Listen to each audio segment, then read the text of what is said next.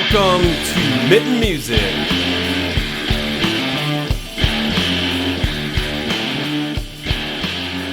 We had the opportunity to attend the Michigan Music Econ Summit put on by the Michigan Music Alliance this April in Grand Rapids. And while we were there, we had several conversations. In this episode, we had the opportunity to talk with Grand Rapids native and Christian hip-hop artist, Stephen Malcolm. All right, so we got Stephen Malcolm here at the Econ Summit. In the place to be. Yeah. So tell us a little bit about yourself. Yeah, so my name is Stephen Malcolm. I am from Grand Rapids, Michigan, where in 2017, after, doing the independent grind out of a hip-hop church, I actually gave my life to Jesus in 2010 and started leading worship at this hip-hop church, right? Oh. Pastor gets a grant so that we, the young college students who are there as leaders can teach high school kids how to write and record music. Oh, really? What? And so The pastor got a grant for that? Yeah. They called it I-40 program after Isaiah 40. Oh, okay. And so, I look back now and it's like, oh, wow, yeah, he was, molding me to teach music already as a musician. And so, I would literally I would work at Nordstrom Rack and then get off work and do my classes at GRCC and then go into the studio of this church and just record myself all night. And then every Saturday was the church service where I would help lead worship. Okay. So it's like every day I'm writing and recording, and then every weekend I'm leading worship at this hip hop church. And I was grinding for 5 years, doing all the contests, all the open mics and stuff. And in 2017, an A&R at Curb Records out in Nashville seen a contest video of mine and was like, yo, this artist is dope. We're starting this hip hop imprint on Curb Records. Let's sign Stephen Malcolm. So they flew me out to Nashville in 2017 and signed me to Curb Records as an artist and publishing deal. And it's been up ever since, man. I've been a full-time artist ever since 2017.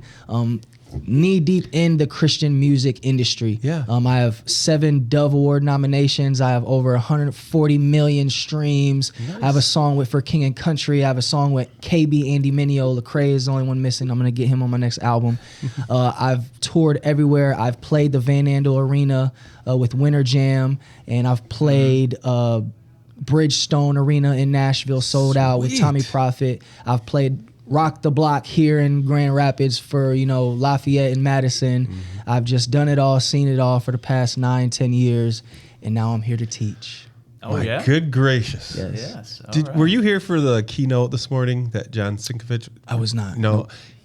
It's almost like you've done exactly what he was suggesting artists do. Just knowing these, you know what your stuff is. You can describe your music. You can share. He was getting at, if you're a newer artist, having an EPK and having the correct information, knowing, be polite, be nice to people, all those kind of things. Just what you just rattled off, it's like it was an example of exactly what he's saying you should do. Now. It was so cool. It was pretty good. But 9 years ago. Yeah, you've had a lot of time to practice this stuff, man, dude. Listen, last year I told everybody from stage, because I performed last year, and I'm gonna say it in the front of my workshop.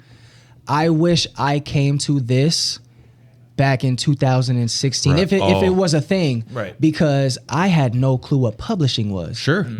I signed over 100% of my publishing until my third album. Then I'm like, let's go. I need some options. I got leverage now, but I had no knowledge of the music business. Just know how to make great music. Yeah. Yeah. And you have to. You have to be aware at the very least. If you want to be more than just the local rapper at the clubs and bars, if you really want to make this a career and, travel and be a household name, try to anyway, you have to know the business. Yeah. But you had a nice, everybody gets sometimes a break too, but somebody found but you were out there doing it, right? Yeah, so I was getting busy. If you weren't doing those things, nobody would have saw your music or that wouldn't have come across. I always tell people that saying, the metaphor of fall 9 times, get up again and try that 10th time, because you never know. And I was so discouraged. I was in that place. I was like, God, come on, man! Like, when is this gonna pop? Let's go. And next thing you know, boom, it happened. So you just kind of talked about a little bit like how things have maybe changed from your agreements with. And so what have you learned from the beginning to now of how to negotiate or handle any of that stuff? Well, a lot of things. So I would say, one, knowing that there's an artist contract and then knowing that there's a publishing contract. You know, you as a writer, there's this thing called publishing, and knowing the different avenues of how to get paid as an artist. It took me a while to even know what Sound Exchange was. So I had like a lump sum waiting for me when I signed up for Sound Exchange. So getting paid through, you know, those royalty funnels, which there's a lot sometimes. And also too, one of the biggest mistakes I made was not hiring my own attorney. And it's a common story. Really? Yeah, because the label will be like, we got a lawyer for you. Here you go. You know, and he's cheap too. He's not expensive. So, and you know, I fell, you know, for that dupe. And so yeah, the next go around, you know, I actually, you know, spent money, you know, On good your- money. doing it on yourself. A good attorney To represent. to get all the numbers up to Makes where they sense. should be. Okay. Co-pub, and get those, you know, get those dividends. But at the same time, like when you're starting out, you're not even thinking about you. Not don't at have all. the money. I mean, you might have the money, but you're not. You know, I don't want to spend money on this attorney. If they're going to give me a good deal, all that stuff, you're thinking, hey, this is going well. So you learn a lot along the way. Yep. And hopefully Absolutely. it wasn't like some artists would get caught up in selling the rights of everything for years and years down the road. Yeah. At least yours was That was a little bit short term. Yeah, that was a good thing, and I have to give a lot of credit to my A&R Joseph. He's like such a great guy. So he's always, anytime I had any questions, he was always there for me, you know, and having my back and making sure, you know, I get what I need. So, and I've seen, you know, guys crumble, man. I've seen that side of the industry buckling cats, you know what I'm saying? And just not being able to handle it mentally because, man, yeah, it'll rock you, man. You know, labels, the saying of them coming and trying to control every change things, that is a thing. And you have to stick to your guns and know your mission and vision and your brand. And you just can't buckle. And then, you know, knowing the business side or not knowing the business side and having to learn the business side, I've seen that buckle people. So I think Local Spin said it's like being in the music industry, you have to have thick skin. Yeah. You really do. Yeah. Yeah. So So what's kind of up and coming for you? And I'll ask you two questions. What's kind of up and coming for you in the future here? And then also, how has things maybe changed for you doing hip hop, Christian music? Yeah. The upcoming things, I'm working on new music. I got an album that's going to drop in August, Lord willing. And so I'm wrapping it up now. I'll be in Nashville all week next week. So it's going to be super, super cool. The album is super, super great. I just, you know, I'm praying for that Lecrae feature. You know, he's just the last one left. He's like the GOAT of Christian hip hop. And so yeah, man, I'm hoping to have him on the album. If I can get him on the album, then I just feel like, you know, my Christian hip hop experience, I could just check it off the list, man. I've just Got done all the I've done aspects. everything now. You know what I mean? Yeah, that's cool. So that, and then what's changed is God has challenged me to be more than just music. Like I said, for almost going on 10 years now, man, I've been waking up and it's music time. You know, I don't remember what a job looks like, you know what I mean? Which is a good problem, but that's all I've been doing. People will come up to me, Steve, I love your music. Steve, you're such a dope artist, which is cool. But I'm 35 now. I've been married for 7 years. I got 2 kids. I just have so much wisdom and knowledge built up that, yeah, God is like, yo, it's time to pour out, man. It's time to be more than just music. So, yeah, man, I've been in the works of starting a mentorship program, starting a creative development program, starting a Christian hip hop promotional company to where it's like, you know, I got Lecrae's number or KBA, you know, come to Grand Rapids. How much? All right, bet I'm gonna get on the promotion for it. So just spreading my wings, diversifying the portfolio as an entrepreneur, and just growing. Yeah, that's what's changed. Cool. Oh, heck, I'm not just I looking love forward it. to the next studio session, which are great because my producer, he lives in Amsterdam. Oh. And like he doesn't like coming to America. Yeah, I can't imagine. So the label's like, all right, Steve, book the flight to Amsterdam for a couple weeks, and I have no problem with taking those trips. I make amazing That's music cool. while I'm out there. That's sweet. So imagine, that's, you can go record your music on the label's dime and put it out, roll out, and shoot the music video, and then go home with your family and pay rent. But that can get comfortable, and that's where you coast in the comfort. And so, yeah, man, I gotta maybe stop growing and just getting greedy. Yeah. And get the next challenge in front of you, right? By God's grace, music, it pays all the bills. I don't worry about bills. So now it's just like, what's next? Yeah. Cool. What's next? Right. Yeah. So we kind of talked about the business side. We talked about, the music side. I'm curious on the live performance side. Hey. What's one of your favorite places that you have played or you like to play at? Like, what's one of your top ones that you I love playing this place. This is my place that I love to play. Yeah, Van Andel Arena, my brother. That's the Van Andel. Okay. 3 times. That's awesome. Three times. Yes, I played it on Winter Jam 2017. Okay. Winter Jam when they came back 2019. And then for Grand Rapids Gold game. Cool. Yeah, it's the hometown, Right, it's right, the arena. You know what I mean? 3 times. Feels comfortable for you It's because that could be that's a big stage. Other than that, man, there's this venue in Nashville called Rocket Town.